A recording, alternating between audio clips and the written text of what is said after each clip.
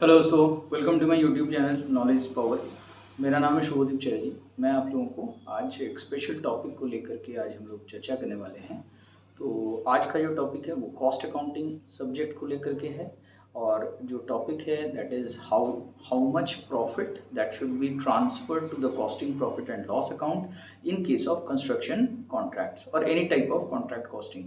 ठीक है, तो आइए हम लोग शुरू करते हैं। लेकिन आगे बढ़ने से पहले प्लीज़ मेरे चैनल को लाइक करिए, शेयर करिए और सब्सक्राइब करिए। तो शुरू करते हैं हम लोग का आज का टॉपिक। तो दोस्तों, कंस्ट्रक्शन कॉन्ट्रैक्ट्स ऐसे कॉन्ट्रैक्ट्स हो सकते हैं जहाँ पे सालों लग जाते होंगे पूरा कॉन्ट्रैक्ट को कंप्लीट करने में।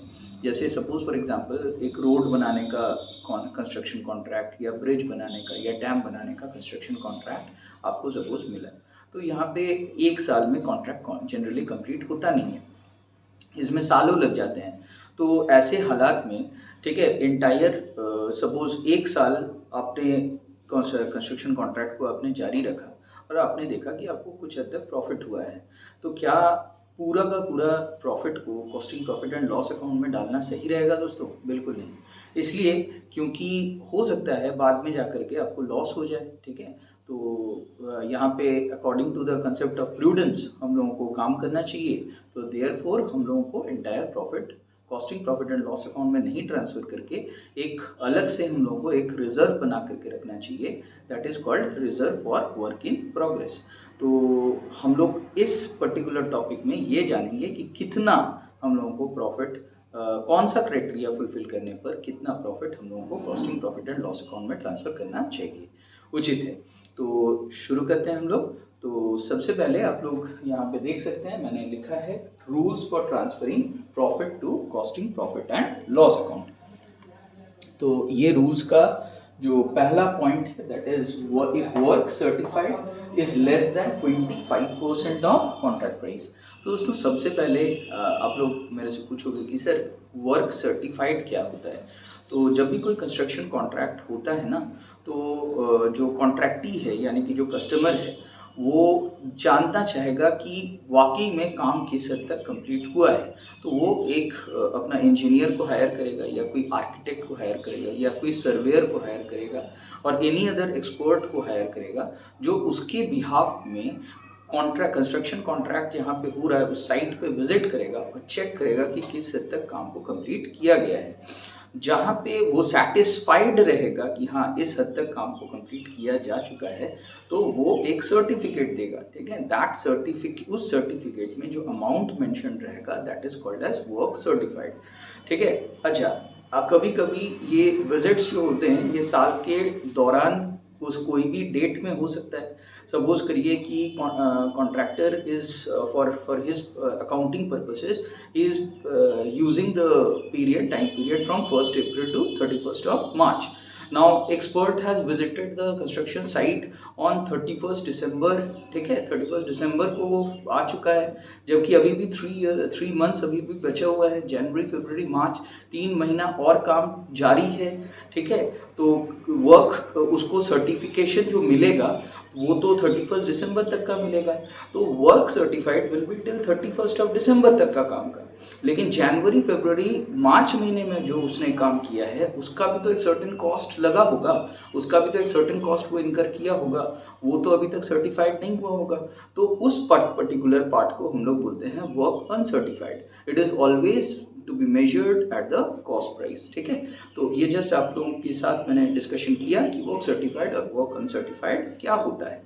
तो वर्क सर्टिफाइड बहुत कुछ कहता है दोस्तों। वर्क सर्टिफाइड के बेसिस पे हम लोग stage of completion of contract हम लोग कैलकुलेट कर सकते हैं, क्योंकि जब कंस्ट्रक्शन कॉन्ट्रैक्ट्स होते हैं तो पेमेंट्स जो होते हैं ना वो प्रोग्रेसिव बेसिस पे होते हैं। आप जैसे जैसे काम को कंप्लीट करते जाइएगा उसके परसेंटेज ऑफ कंप्लीशन के आधार पे आपको जो है पेमेंट्स मिलते हैं from the contractee that is the customer. अब यहाँ पे वर्क सर्टिफाइड का एक बहुत बड़ा रोल है, क्योंकि वर्क सर्टिफाइड दर्शाता है कि किस स्टेज तक काम को कंप्लीट किया जा चुका है। अगर आप फॉर्मूला वाइज बात करिएगा तो stage of completion will be equal to work certified divided by total contract price into 100।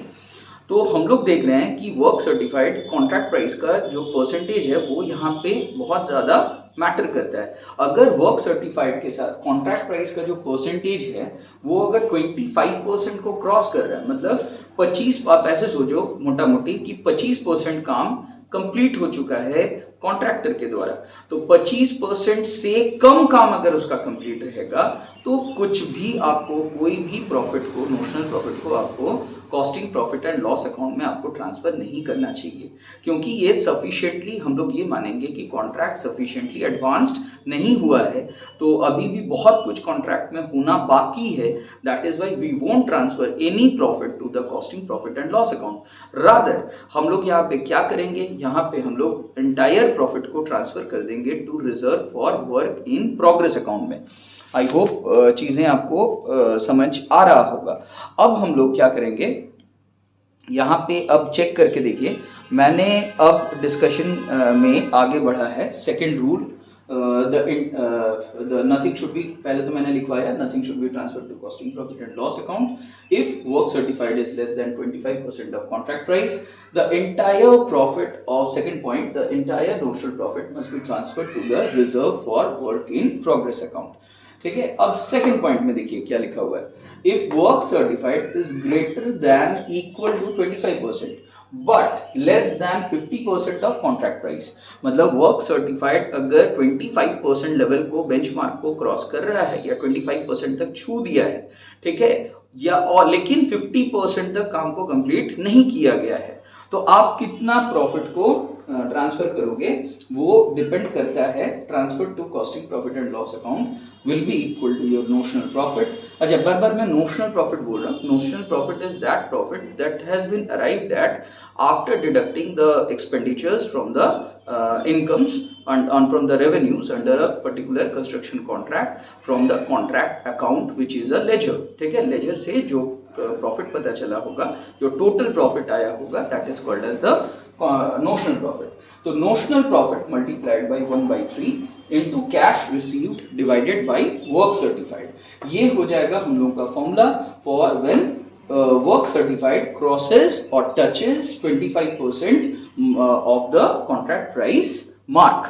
अब यहाँ पे सेकंड पॉइंट देखिए क्या है, अब जो बैलेंस पार्ट होगा हम लोग तो सिर्फ 1/3 ट्रांसफर कर रहे हैं, जो बैलेंस ऑफ नोशनल प्रॉफिट होगा उसको आप कहाँ पे ट्रांसफर कर दोगे, that must be transfer to take into the reserve for work in progress account.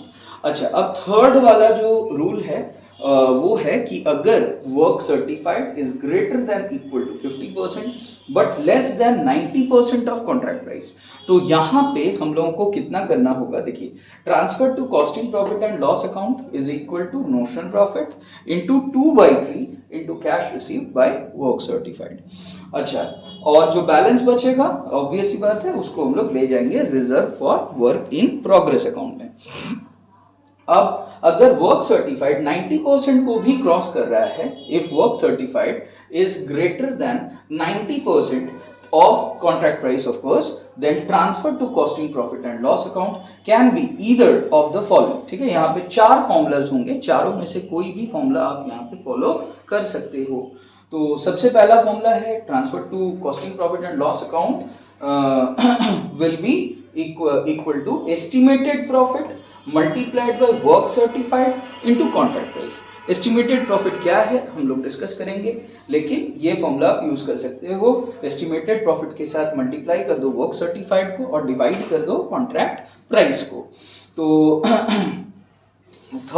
Second formula है estimated profit into work certified divided bye contract price into cash received divided by work certified. तो दोस्तों आप देखो यहाँ पे second वाले formula में estimated profit के साथ फर्स्ट वाले फॉर्मूला में जैसे हम लोग work certified divided bye contract price किए थे वो वाला काम किए, फिर एक्स्ट्रा मल्टीप्लाई कर रहे हैं cash received by work certified को। इससे क्या हो रहा है, देखिए, वर्क सर्टिफाइड कैंसिल हो जा रहा है ऊपर नीचे, ठीक है, बच क्या रहा है estimated profit into cash received divided bye contract price.